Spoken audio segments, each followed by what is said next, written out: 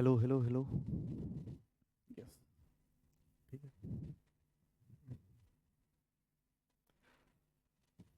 तो आज हम लोग क्या करेंगे? इस लेक्चर में हम लोग क्या करने वाले हैं, मैं कुछ क्वेश्चंस ला रखा हूँ।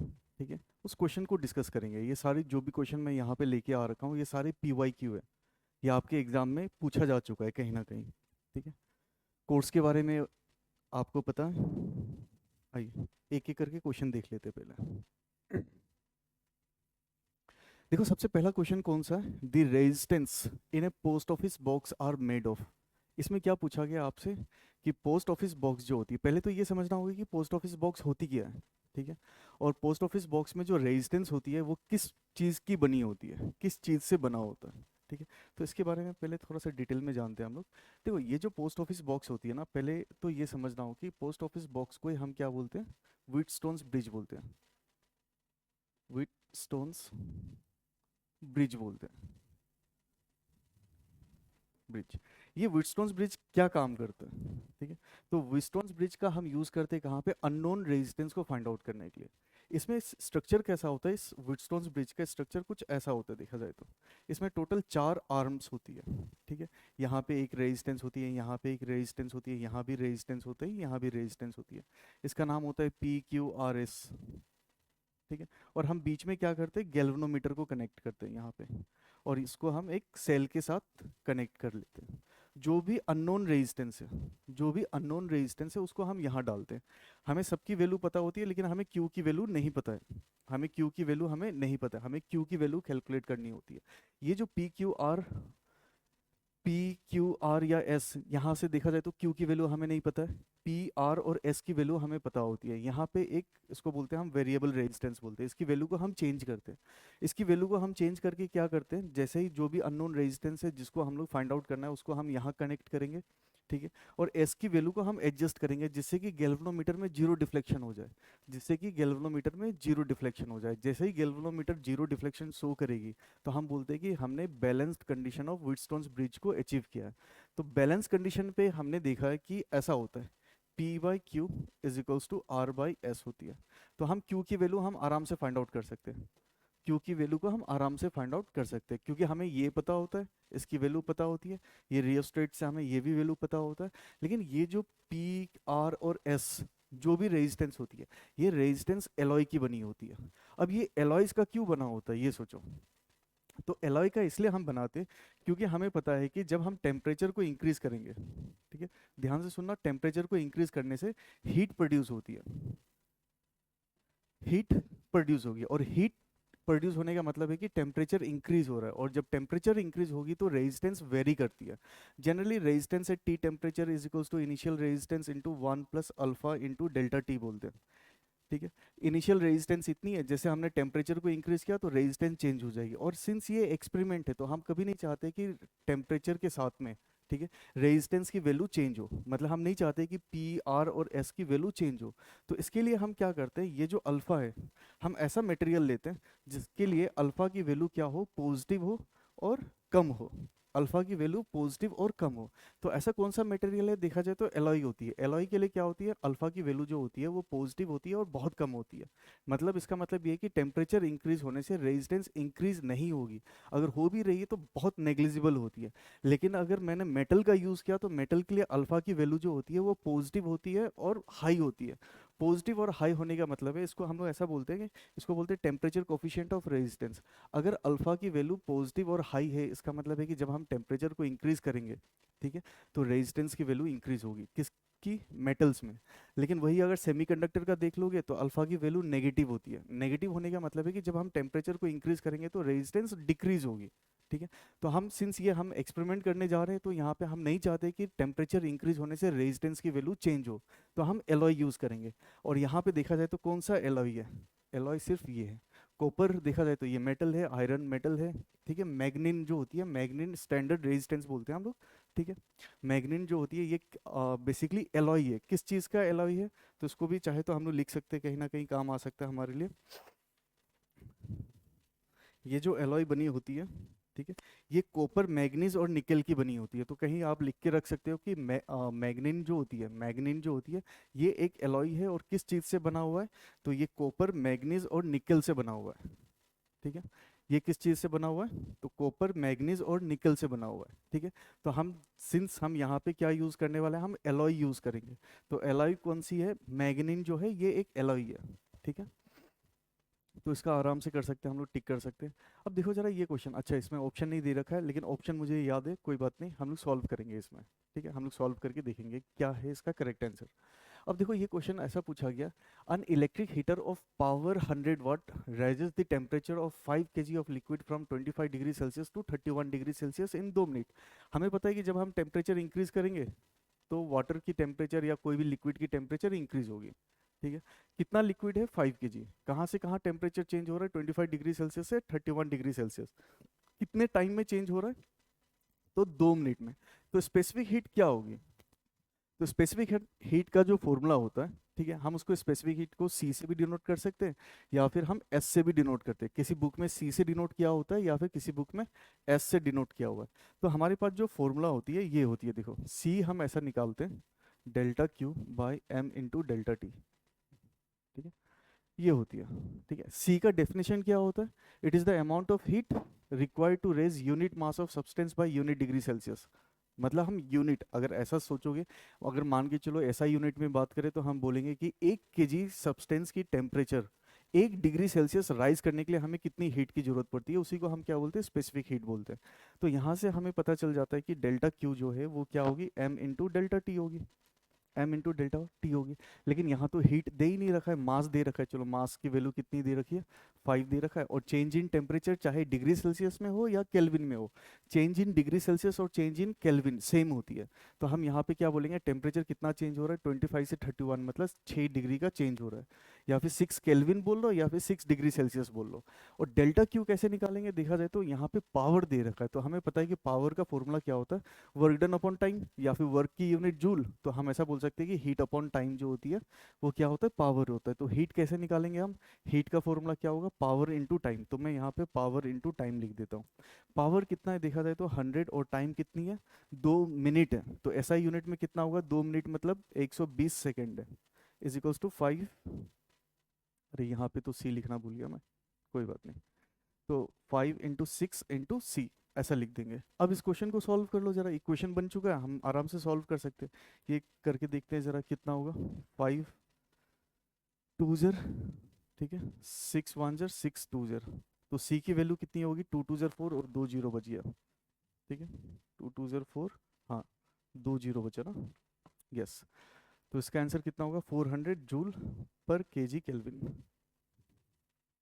केजी केल्विन बोल लो या डिग्री सेल्सियस बोल लो, एक ही बात है, यस। 4400 जूल लेकिन बहुत कम है देखा जाए तो, कोई बात नहीं। मेरे ख्याल से ये 1000 वाट होना चाहिए था। 100 वाट तो बहुत कम है देखा जाए तो, 100 वाट, हाँ कोई नहीं, जितना दे रखा है हम कर सकते हैं आराम से। तो इस गिवन इन आंसर से हम यहाँ पे निकाल सकते हैं, इस टाइप से सॉल्व कर सकते हैं। मेरे ख्याल से ये समझ में आ गया। आपको बस इतना याद रखना है, हीट का फॉर्मूला क्या होता है? M C D T. M C D T, M क्या होती है? मास होती है। सी क्या होती है? स्पेसिफिक हीट होती है। और डी टी मतलब चेंज इन टेम्परेचर होती है, ठीक है। जरा देखो इसको, आया समझ में? बताओ।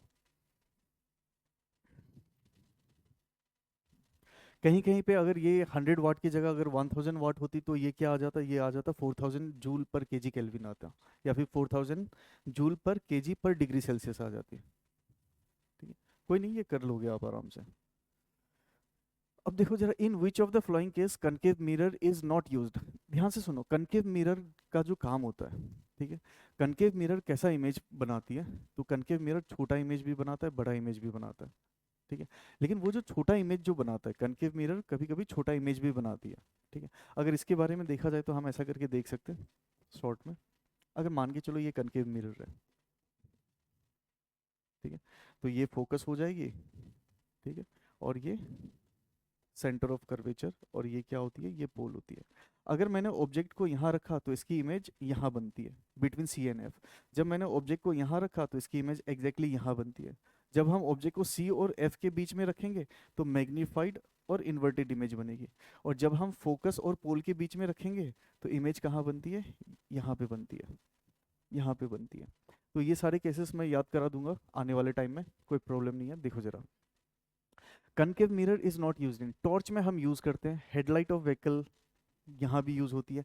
Rear view mirror of an vehicle, देखो rear view mirror of an vehicle में हम हमेशा याद करो कि यहाँ पे कौन सा मिरर यूज करते हैं, हम कन्वेक्स मिरर यूज करते हैं, कन्वेक्स मिरर। क्योंकि कन्वेक्स मिरर जो होती है, आप सोच के देखो जरा, आप पीछे आप गाड़ी चला के जा रहे हो, आपने अपने रियर व्यू में देखा कि एक बड़ी सी ट्रक आ रही है, लेकिन वो ट्रक कितना दिखता है, छोटा सा दिखता है, सीधा और छोटा दिखता है ना।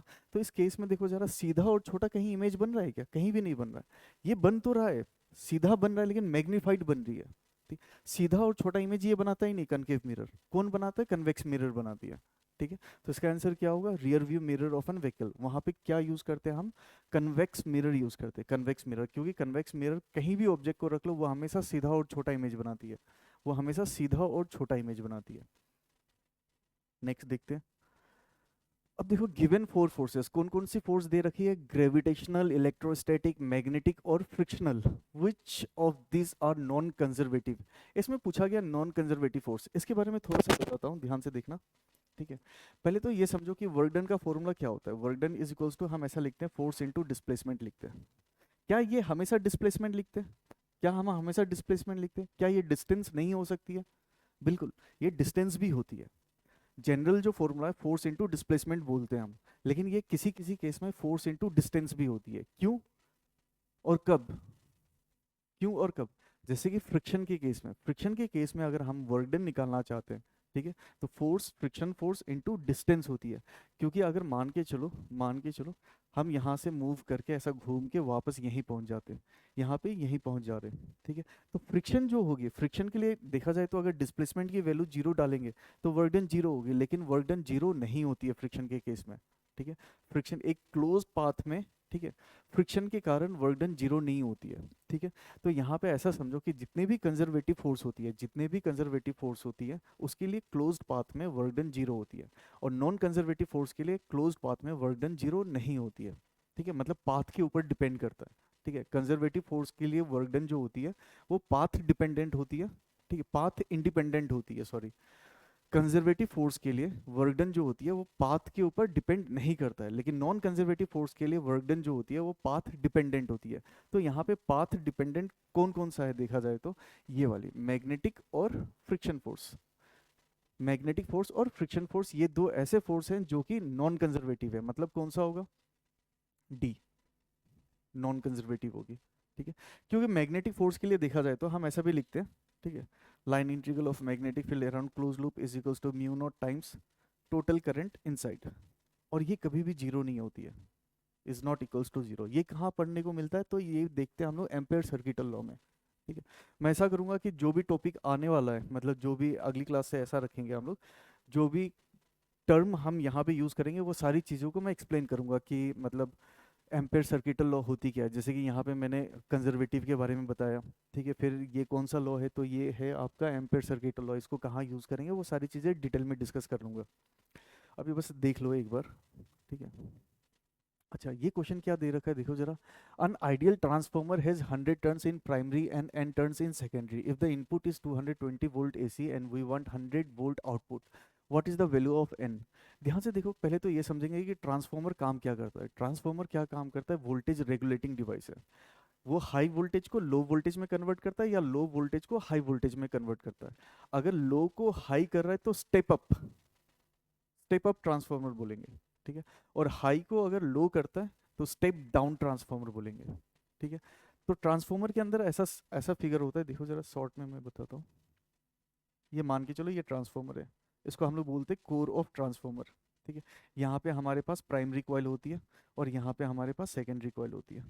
ठीक है, तो यहाँ पे देखा जाए तो ये हमारे लिए इनपुट होता है, ये हमारे लिए आउटपुट होती है, ये हमारे लिए आउटपुट होती है। ठीक है, अब इनपुट में जो भी वोल्टेज, इनपुट में अगर हाई वोल्टेज है और आउटपुट में लो वोल्टेज है तो स्टेप डाउन ट्रांसफॉर्मर है, और अगर इनपुट में लो है और आउटपुट में हाई है तो स्टेप अप ट्रांसफॉर्मर है। ये सब कुछ किसके ऊपर डिपेंड करता है? ये डिपेंड करता है number of turns of primary coil.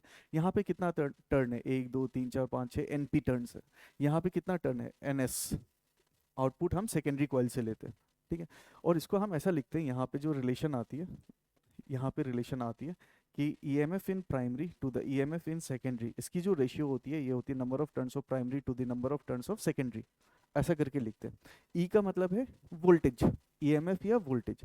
अब देखा जाए तो क्या क्या दे रखा था, आइडियल ट्रांसफॉर्मर हैज, अच्छा आइडियल ट्रांसफॉर्मर का मतलब क्या है, कोई एनर्जी लॉस नहीं है, एफिशिएंसी 100% है, कोई एनर्जी लॉस नहीं है। यस, अगर कोई एनर्जी लॉस नहीं है तो हम ऐसा लिख सकते हैं, हम आराम से ऐसा लिख सकते हैं। तो इनपुट में कितनी है, 100 टन्स, 100। आउटपुट में कितना टन्स है, तो यही हमें कैलकुलेट करना है, आउटपुट में कितना टन्स है, एन टन्स बोला गया। ठीक है। हम्म, ठीक है। इनपुट में वोल्टेज कितनी है, if the input voltage is 220, तो आउटपुट में जो वोल्टेज है वो हमें कितना ऑब्टेन करना है, 11 वोल्ट ऑब्टेन करना है। ठीक है। तो यहाँ पे लिख के हम इसको अगर सॉल्व करें तो 11 टू जर 22, यहाँ का जीरो यहाँ का जीरो कैंसिल करो तो एन की वैल्यू कितनी होगी, 2 1 जर 5, तो एन की वैल्यू कितनी आएगी, 5 आएगी।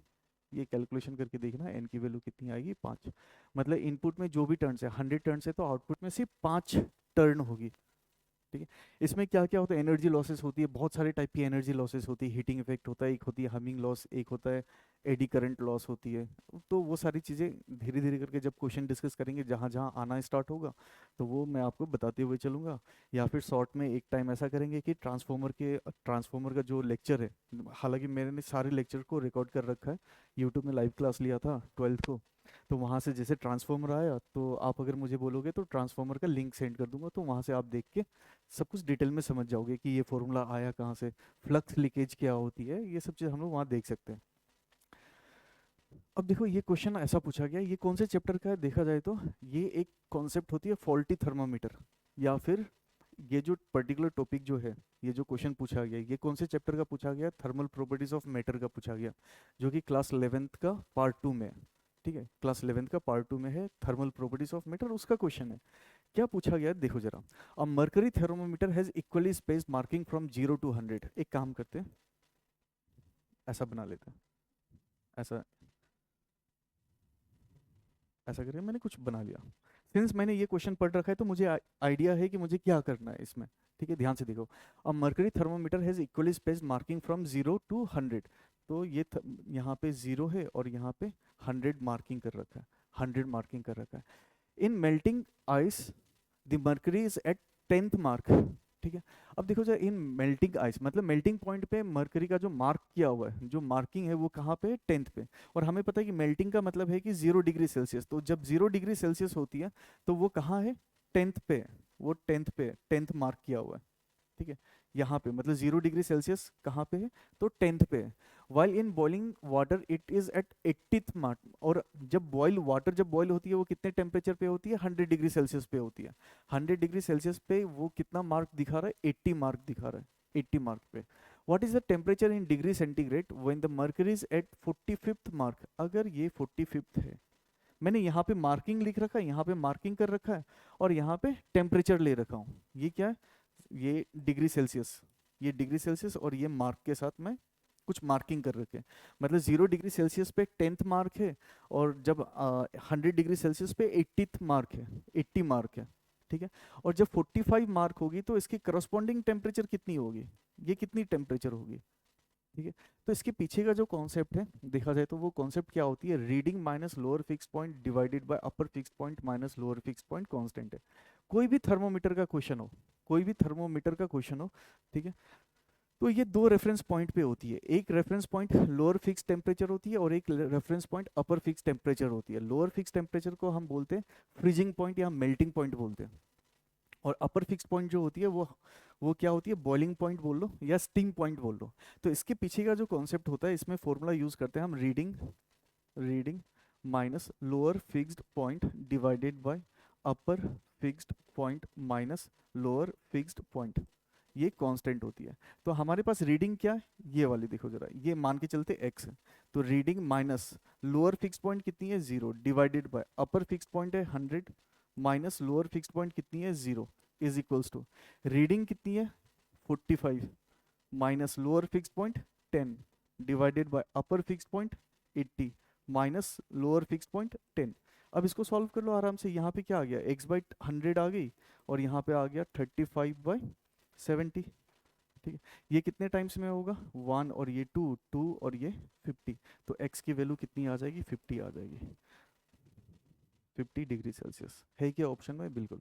मतलब जब 50 डिग्री सेल्सियस होगा तो मार्किंग कहाँ होगी, 45th पे होगी, मार्किंग कहाँ होगी मर्क्यूरी की जो मार्किंग होगी वो 45th डिवीजन पे होगी। जब 0 डिग्री सेल्सियस पे था तो मार्किंग कहाँ थी, 10th पे था। और जब 100 डिग्री सेल्सियस पे था तो मार्किंग कहाँ थी, 80 पे। ठीक है। जब मार्किंग 45 पे होगी तो कितनी टेम्परेचर होगी, तो हम आराम से कर सकते हैं, ये वाली कॉन्सेप्ट आती है। ठीक है।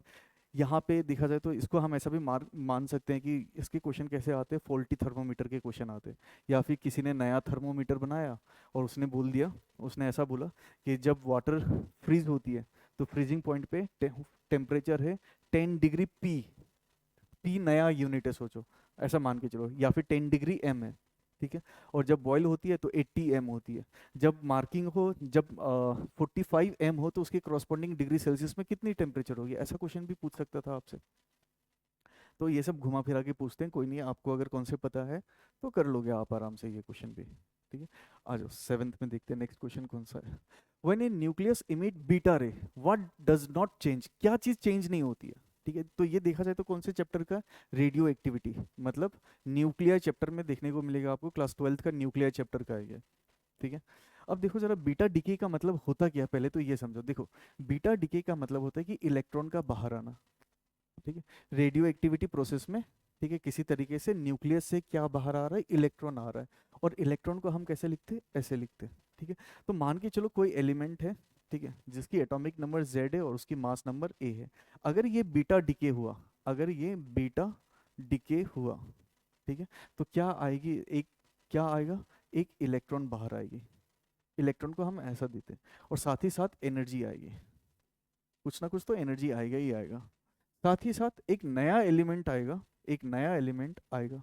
ठीक है। एक नया एलिमेंट आएगा। अब देखो यहाँ पे Z है, यहाँ पे -1 है, तो यहाँ पे क्या होगी, Z+1। यहाँ पे क्योंकि कंजर्वेशन यूज करो जरा, Z+1 -1 is equals to Z होगी। ठीक है। तो यहाँ पे 0 है, तो यहाँ पे क्या होगा, A-0 मतलब A होगी। तो क्या चीज चेंज नहीं हुआ, देखो जरा क्या चीज चेंज नहीं हुआ। A क्या होती है, number of nucleons, mass number. Number of nucleon change नहीं हुई, लेकिन नंबर ऑफ प्रोटॉन चेंज हो रहा है। ध्यान से देखो, नंबर ऑफ प्रोटॉन पहले कितना था, Z, लेकिन बीटा डिके होने के बाद प्रोटॉन एक बढ़ गया, प्रोटॉन एक बढ़ गया।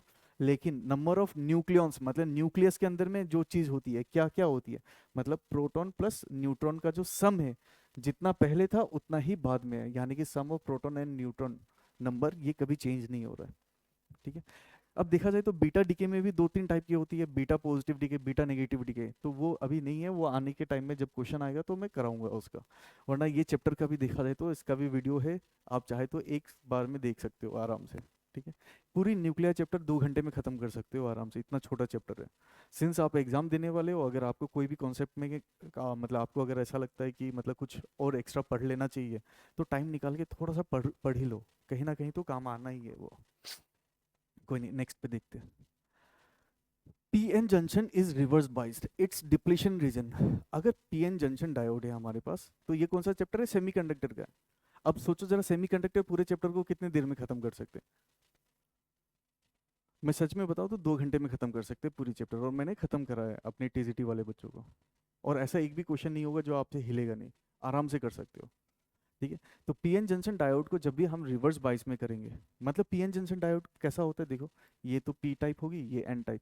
जैसे हमने इसको रिवर्स बाइस मतलब क्या होती है, ये वाली पी साइड होती है, ये वाली एन साइड होती है। पी वाली साइड को अगर लोअर पोटेंशियल पे रख दोगे और एन वाली साइड को हायर पोटेंशियल पे रख दोगे, ठीक है, तो उसको हम लोग बोलते हैं बाइसिंग करना, मतलब रिवर्स बाइस है। अगर पी को कर दिया पॉजिटिव के साथ, पी को कर दिया हायर पोटेंशियल के साथ, एन को कर दिया लोअर पोटेंशियल के साथ, तो वो क्या हो जाती है, फॉरवर्ड बाइसिंग होती है। तो 2 टाइप की बाइसिंग होती है, फॉरवर्ड बाइसिंग और रिवर्स बाइसिंग। यहाँ पे क्या बोला गया, रिवर्स बाइसिंग। तो रिवर्स बाइसिंग में क्या होता है कि डिप्लीशन लेयर जो होती है, ठीक है, उसकी वैल्यू इंक्रीज होती है, वो बड़ा होना स्टार्ट होता है। ठीक है। तो रिवर्स बाइसिंग का सिंबल ये होता है, ऐसा करके दिखा दो। ठीक है। ये वाली नेगेटिव के साथ ये वाली, इस केस में क्या होता है, जो डिप्लीशन रीजन होती है वो क्या होता है, वाइड होना स्टार्ट होता है। रिवर्स बाइस में ना, हाँ, वो बड़ा होना स्टार्ट होगा। मतलब ऐसा होता है कुछ दिखने के लिए, ये जंक्शन होती है और यहाँ पे क्या होता है, ये डिप्लेशन रीजन है। इसमें ये पी टाइप है तो मान के चलो मेजॉरिटी चार्ज कैरियर होल्स है और माइनॉरिटी चार्ज कैरियर इलेक्ट्रॉन है। और ये वाली साइड जो एन टाइप है, तो इसमें मेजॉरिटी चार्ज कैरियर क्या होती है, इलेक्ट्रॉन होती है, जिसको हम माइनस से दिखाते हैं, और माइनॉरिटी चार्ज कैरियर ये होती है। जैसे हम इसको नेगेटिव और इसको पॉजिटिव करेंगे, ठीक है, ये नेगेटिव के साथ कर दिया, इसको पॉजिटिव के साथ कनेक्ट कर दिया। ये वाली साइड पी टाइप है, ये वाली साइड एन टाइप है, ये वाला साइड एन टाइप है। और यहाँ पे क्या होती है, पोटेंशियल बैरियर होता है। यहाँ पे पोटेंशियल बैरियर होता है या फिर जंक्शन पोटेंशियल बोल देते हैं। यहाँ पे इलेक्ट्रिक फील्ड होती है जिसको हम बोलते हैं जंक्शन इलेक्ट्रिक फील्ड। जैसे हम इसको इस टाइप से कनेक्ट करेंगे तो ये वाली साइड नेगेटिव होगी, ये वाली साइड पॉजिटिव होगी, तो मेजॉरिटी चार्ज कैरियर दूर जाना स्टार्ट होगा। तो विड्थ ऑफ डिप्लीशन रीजन जो है, ये एक्स की जो वैल्यू है, ये एक्स की वैल्यू इंक्रीज होनी स्टार्ट होगी। तो ये वाइड होती है। पहले मान के चलो 2 सेंटीमीटर था, तो अब हो सकता है 2.5 सेंटीमीटर या कुछ भी हो गया हो, लेकिन वो इंक्रीज होगी। वो डिपेंड करेगा कि इस वोल्टेज के ऊपर में डिपेंड करेगा। इतना ही नहीं, जब ये पढ़ रहे हो तो आपको ये ग्राफ भी देखना होता है। फॉरवर्ड बाइसिंग में ऐसा ग्राफ आता है, रिवर्स बाइसिंग में ये ऐसा होके ऐसा आता है। ये रिवर्स बाइसिंग का ग्राफ है, ये फॉरवर्ड बाइसिंग का ग्राफ है। यहाँ पे क्या लेते हैं, यहाँ पे करंट होती है मिली एम्पियर में, यहाँ पे वोल्टेज होती है, यहाँ पे करंट होती है माइक्रो एम्पियर में। ठीक है, और यहाँ पे ऐसा होता है। यहाँ पे एक पर्टिकुलर वोल्टेज होती है जिसको हम लोग बोलते हैं क्या है, इसको हम लोग क्या बोलते हैं, नी वोल्टेज या थ्रेशोल्ड वोल्टेज। ठीक है, और फिर यहाँ पे एक वोल्टेज होती है, यहाँ पे मार्किंग करते हैं।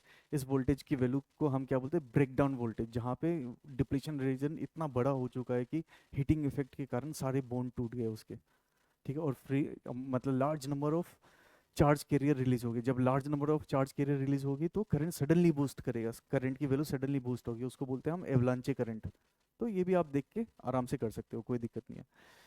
नेक्स्ट क्वेश्चन देखो जरा, यहाँ पे spherical black body of 10 centimetre radius is maintained eight 327, what is the power radiate. अब देखो जरा, ब्लैक बॉडी बोला गया, यहाँ पे क्या बोला गया, ब्लैक बॉडी, और कैसा है, स्फेरिकल है। स्फेरिकल है तो पावर का फॉर्मूला जो होती है ब्लैक बॉडी के लिए क्या होती है, इसको हम ऐसा लिख सकते हैं, पावर बोल लो या फिर एनर्जी बोल लो, एक ही बात है। पी से कहीं पे पी से डिनोट किया गया या फिर ई से भी डिनोट करते हैं इसको, पी बोल लो या ई बोल लो, एक ही बात है। ठीक है, power radiated, what is the power radiated, तो इसका फॉर्मूला क्या होता है, इसका फॉर्मूला होता है सिग्मा ए इंटू टी की पावर 4। सिग्मा ए इंटू टी की पावर 4। सिग्मा क्या है, दे रखा है आपको। ठीक है, ए क्या है, दे रखा है, एरिया निकालना है आपको। टी क्या है, टेम्परेचर, लेकिन टेम्परेचर किस में लेनी होती है, केल्विन में लेना होता है। टेम्परेचर केल्विन में लेना होता है। अब ध्यान से देखो जरा क्या क्या दे रखा है, एक बार करते हैं इसको। सिग्मा की वैल्यू दे रखी है 5.67 इंटू 10⁻⁻8। एरिया क्या होगी, स्फेयर का एरिया क्या होता है, 4πr²। 4 पाई इंटू रेडियस की स्क्वायर, रेडियस दे रखा है क्या, 10 सेंटीमीटर, मतलब 0.1। ठीक है, 4 πr² इंटू टेम्परेचर कितना दे रखा है, देखो जरा 327, यानी कि 327 डिग्री सेल्सियस को केल्विन में कन्वर्ट करने के लिए हम प्लस करेंगे तो ये कितनी आ जाएगी, 600 आ जाएगी। अब ये 600 की पावर 4 कर दो, जब इसको सॉल्व करेंगे तो ये आ जाती है 923। सिंस मैंने सॉल्व कर रखा है तो मुझे याद है इसकी वैल्यू कितनी आती है, 923 वाट आई। ठीक है, तो ब्लैक बॉडी के लिए देखा जाए तो पावर रेडिएटेड का फॉर्मूला ये होती है। ठीक है, इसके अंदर बहुत सारा लॉ है, स्टेफेंस लॉ। ठीक है, इस टाइप के बहुत सारे लॉ है, वो सब कुछ देखना होगा आपको, जैसे जैसा आता रहेगा मैं सबकी लिंक भी बताता रहूँगा कि कहाँ पे मिल जाएगी आपको, आप वहाँ से देख के उसको रिवाइज कर सकते हो उस पर्टिकुलर टॉपिक को। अगर आपने पहले पढ़ रखा है तो सिर्फ क्वेश्चन सॉल्व करेंगे हम लोग, कोई दिक्कत नहीं है। ये खत्म होने के बाद मैं आपको ये बताऊंगा कि टेस्ट सीरीज कैसे अटेम्प्ट करना है। ठीक है, क्योंकि हम लोगों ने जो प्लान किया उसमें ऐसा है कि लेक्चर तो होगी होगी, साथ ही साथ हम लोग टेस्ट सीरीज भी रखें। आप टेस्ट देते रहना, वो टेस्ट के क्वेश्चन ऐसे होंगे कि मैं ऐसा स्टार्ट करूँगा, कोई एक पर्टिकुलर टॉपिक पढ़ाऊँगा, ठीक है, उसके क्वेश्चन कराऊंगा, फिर उस पर्टिकुलर चैप्टर्स का टेस्ट रख लेंगे। ठीक है, वो सारी चीज़ें एप्लीकेशन पे, कौन सी एप्लीकेशन है, पंडित सर फिजिक्स के नाम से एप्लीकेशन है, तो आप लोग डाउनलोड करके आज रात से स्टार्ट हो जाएगी उसका रजिस्ट्रेशन वगैरह। आप लोग इंटरेस्टेड हो तो कर लेना, कोई दिक्कत नहीं है। अब देखो जरा ये क्वेश्चन क्या पूछा गया, a calorimeter of thermal capacity 5 calorie per degree Celsius contains 10 gram of water at 25 degree Celsius. If 10 gram of ice at 0 degree Celsius is dropped into calorimeter, what will be the final temperature. देखो question को मैं explain करता हूँ। इसमें क्या बोला गया, हमारे पास एक कैलोरीमीटर है, कैलोरीमीटर से हम क्या करते हैं, हीट मेजरमेंट करते हैं। हम क्या करते हैं, हीट की मेजरमेंट करते हैं। प्रिंसिपल ऑफ कैलोरीमीटर क्या होती है, heat lost by hot body is equals to heat gain by cold body. ठीक है, जब गर्म चीज को जितना हीट लॉस करने वाला है, ठंडा चीज उतना ही हीट गेन करने वाला है, कोई एनर्जी का लॉस नहीं होता है, हम लोग ये मान के चलते हैं। ठीक है, अब देखो एक कैलोरीमीटर ऑफ थर्मल कैपेसिटी, तो थर्मल कैपेसिटी दे रखा है कितना, 5 कैलोरी पर डिग्री सेल्सियस, कोई नहीं। कंटेंस मास कितना है, 10 ग्राम ऑफ वाटर, वाटर। ठीक है, एट 25 डिग्री सेल्सियस, ये भी दे रखा है, चलो ठीक है। इसके साथ हमने क्या किया, ऐसा सोचो जरा, मान के चलो ये कॉपर कैलोरीमीटर है, ठीक है, और इसके अंदर ऑलरेडी पानी है। इसके अंदर ऑलरेडी पानी है, ठीक है। कितना पानी है? 10 ग्राम। और कितनी टेम्परेचर है? इसकी टेम्परेचर है 25 डिग्री सेल्सियस, ठीक है। 25 डिग्री से अब इसके अंदर हम क्या करने वाले, एक बर्फ का टुकड़ा डालने वाले, आइस क्यूब डालने वाले, ठीक है। मान के चलो मैंने आइस क्यूब लिया यहाँ से, ये आइस क्यूब है, सोचो ऐसा। और इसकी टेम्परेचर दे रखी है, कितना है? 0 डिग्री सेल्सियस, ठीक है। 10 ग्राम। और इसका मास भी कितना है? इसका मास भी है 10 ग्राम। इसका मास भी है 10 ग्राम, ठीक है। अब मैंने क्या किया, इसको उठाया, इसको उठा के यहाँ से इसके अंदर डाल दिया, इसके अंदर डाल दिया। अब जैसे डालेंगे आइस मेल्ट होना स्टार्ट होगा। आइस क्यों मेल्ट होगी बताओ? क्योंकि गर्म क्या है, पानी गर्म है, बर्फ ठंडा है, तो जितना हीट लॉस करने वाला है कौन? कैलोरीमीटर और पानी। कौन सा पानी? 25 डिग्री सेल्सियस पे जो है, 10 ग्राम पानी जो 25 डिग्री सेल्सियस पे है, वो हीट लॉस करेगी। और हीट कौन गेन करने वाला है? Ice cube. और आइस क्यूब जब हीट गेन करेगी तो सबसे पहले क्या होगा, ये आपको पता होना चाहिए। देखो जरा, अगर मैं बोलूँ ये आइस क्यूब है, ठीक है, इसकी टेम्परेचर कितनी है? 0 डिग्री सेल्सियस। जब हम इसको हीट करेंगे तो सबसे पहले क्या होगा, ये पानी में कन्वर्ट होगा। सबसे पहले ये क्या होगा? पानी में कन्वर्ट होगा। और पानी की टेम्परेचर क्या होगी? 0 डिग्री सेल्सियस। टेम्परेचर चेंज नहीं होगा, यहाँ पे देखते रहो, टेम्परेचर चेंज नहीं होगा। इसके बाद और अगर इसको हीट करेंगे, इस आइस क्यूब को ही हम हीट कर रहे हैं, आइस क्यूब को हीट किया तो पहले पानी बना, पानी को फिर हीट करेंगे तो फिर से पानी ही रहेगा, लेकिन इसकी टेम्परेचर कुछ हो जाएगी, इसकी टेम्परेचर T डिग्री सेल्सियस हो जाएगी, कुछ तो होगी टेम्परेचर, ठीक है। लेकिन इसको मेल्ट कराने के लिए कितनी हीट चाहिए? इसी को हम क्या बोलते हैं? लेटेंट हीट, M × L बोलते हैं, ठीक है। एक काम करते हैं, पहले चेक कर लेते हैं कि इसको पानी में कन्वर्ट करने के लिए कितनी हीट चाहिए। तो मास दे रखा है आपको कितना, ये 10 ग्राम दे रखा है, और लेटेंट हीट ऑफ आइस दे रखा है 80, यानी कि इसको इसको 800 कैलोरी हीट चाहिए। इसको 800 कैलोरी हीट चाहिए पहले तो आइस को पानी में कन्वर्ट करने के लिए। अब देखते हैं जरा, अब एक काम करते हैं, अब देखते हैं पहले तो कि ये जो 25 डिग्री सेल्सियस पे जो पानी है और ये कैलोरीमीटर जो है, ये हीट लॉस करेगा तो क्या इतना दे सकता है इसको हीट? क्या इतना दे सकता है इसको हीट? पहले वो चेक कर लेते हैं। हाँ, अगर इससे ज़्यादा हुई, ध्यान से सुनो, 800 कैलोरी से अगर ज़्यादा हो गया, क्या? Heat loss by hot water plus heat loss by calorimeter, ठीक है। अगर ये 800 से ज़्यादा हुई तब तो हम बोलेंगे कि इसकी टेम्परेचर जो है 0 डिग्री सेल्सियस से ज़्यादा हो जाएगी। लेकिन अगर मान के चलो ये इसकी वैल्यू है 800 कैलोरी, और ये जो heat loss by calorimeter plus hot water अगर कम है तो टेम्परेचर क्या होगा? ये आइस का 100% आइस जो है 100% पानी में कन्वर्ट नहीं होगा, मतलब टेम्परेचर जीरो का जीरो ही रहेगा। अब देखते हैं जरा इसमें क्या करेंगे, ये कैलकुलेट करते हैं, ये देख लेते हैं। ये देखते हैं पहले तो, heat loss by hot water plus calorimeter, कितना हीट लॉस कर सकता था, कितना हीट लॉस कर सकता है, पहले ये देखते हैं। हॉट वाटर कितनी मैक्सिमम हीट कितनी लॉस कर सकती है, तो mc/dt। और हीट लॉस बाय कैलोरीमीटर कितना हो सकता है? Specific heat into change in temperature, ठीक है, या फिर heat capacity into change in temperature. Mass of hot water कितनी है? 10। स्पेसिफिक हीट ऑफ वाटर कितनी होती है? कैलोरी में होती है 1। और चेंज इन टेम्परेचर 25 से कितना पहुंच जाएगा? 0। 25 से 0 पहुंचेगा तो कितना हो जाएगा ये, प्लस स्पेसिफिक हीट कितनी है? 5 कैलोरीमीटर की। और टेम्परेचर कितना चेंज हो जाएगा उस केस में? मैक्सिमम कितना हो सकता है, कितना नीचे जा सकता है? तो 0 तक जा सकता है। फिलहाल अभी देखा जाए तो पानी का जो टेम्परेचर है वही टेम्परेचर कैलोरीमीटर का है, जिस बर्तन के अंदर पानी रखा गया वही बर्तन का टेम्परेचर होगा। तो कितना होगा? 25 - 0, 25 - 0 मतलब 25 ही होगी। ये कितना होगा? ये हो जाएगा 250 प्लस ये हो जाएगी 125। अरे वाह, यहाँ से एक चीज़ समझ में आ रहा है कि ये कितना होगा, 375। अरे देखो जरा, ये कितना, इसको पानी में कन्वर्ट होने के लिए कितना चाहिए? 800 कैलोरी चाहिए, लेकिन ये दे कितना पा रहा है? ये सिर्फ दे रहा है 125, 375 दे रहा है। यानी कि इसका मतलब है कि 100% आइस जो है वो पानी में कन्वर्ट ही नहीं हो रहा है। और अगर 100% आइस पानी में कन्वर्ट नहीं होगा तो टेम्परेचर कितनी होगी? आइस का ही तो रहेगा, 0 डिग्री। इसका टेम्परेचर कब, ये आइस अगर 100% पानी में कन्वर्ट हो जाता और उसके बाद भी हीट होती तब जाके उसकी टेम्परेचर चेंज होती, तब कितना होता है? 1 2 3 करके बढ़ता जाता। लेकिन सिंस यहाँ से 100% आइस जो है पानी में कन्वर्ट ही नहीं हुआ तो टेम्परेचर कितनी होगी? जीरो ही रहेगा ना। टेम्परेचर कितना रहेगा? जीरो ही रहेगा। इस टॉपिक के बहुत सारे क्वेश्चन बनते हैं, इसके कैलोरीमीटर देखा जाए तो बहुत सारे क्वेश्चन बनते हैं। इसका भी एक यूट्यूब में मैंने डाल रखा है, ठीक है। कैलोरीमीटर बोल के, वहाँ से अगर आप देखोगे तो 1.5 घंटे में मैक्सिमम चीज़ें समझ में आ जाएगी। 1.5 घंटे की वीडियो में क्वेश्चन के साथ कंप्लीट हो जाता है आपका। नेक्स्ट। अच्छा इसमें इतना ही है, कोई नहीं।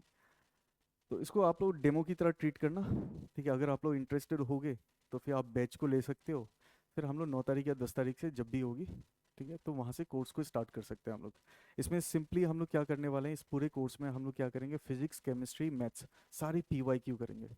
और जहाँ जहाँ कॉन्सेप्ट का ज़रूरत होगा आप बता देना मुझे, तो वो कॉन्सेप्ट का वीडियोस चाहिए तो वीडियो दे दूंगा। या फिर अगर लाइव में अगर कुछ डाउट होती है तो आप पूछ लेना मुझसे, तो मैं इसको पोज करके फिर वो वाली चीज़ को एक्सप्लेन कर दूंगा। हाँ लेकिन टेस्ट सीरीज़ आपके लिए कंपलसरी रहेगा कि टेस्ट सीरीज़ आपको अटेंड करना है। अगर ये बैच में अगर आपको फ़ायदा चाहिए तो टेस्ट सीरीज़ ज़रूर अटेंड करना है आपको। तो इतना ही है अभी के लिए, थैंक यू।